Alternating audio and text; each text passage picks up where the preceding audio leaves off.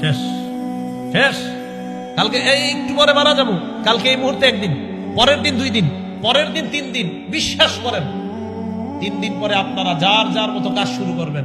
4 দিনের দিন আর ইবনে হাবিবের জন্য কিছু একটা করা দরকার, আচ্ছা 7 দিনের দিন ভুলে গেছে। 1 মাস পরে সবাই সবার মতো, 1 বছর পরে কিসের কে আর ইবনে হাবিব কোথায়, কে সে কি, সব শেষ। ওয়াতাতাযাক্কারুল মাউত ওয়াল বিলা, তুমি মরে যাইবা, মরার পর পচে যাইবা, ওটা নিয়ে ভাবো। এটাই তো সত্যি কথা।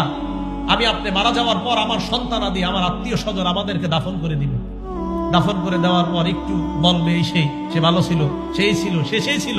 2 দিন 3 দিন, আস্তে আস্তে সবাই সবার মতো চলবে। আপনার বাড়ি গাড়ি সব রয়ে গেল। এটা নিয়ে ভাবেন যে আমি যা কামাই করেছি, যা বর্জন করেছি, সব রয়ে গেল, আমি কবরে চলে গেলাম।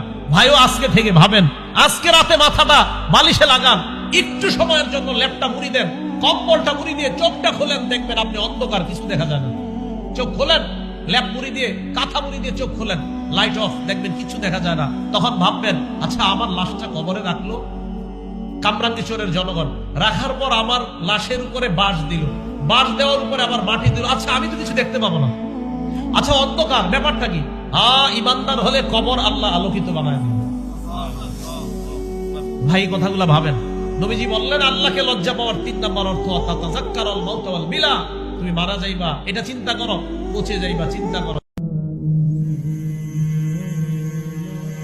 يا نفس إن لم تظفري لا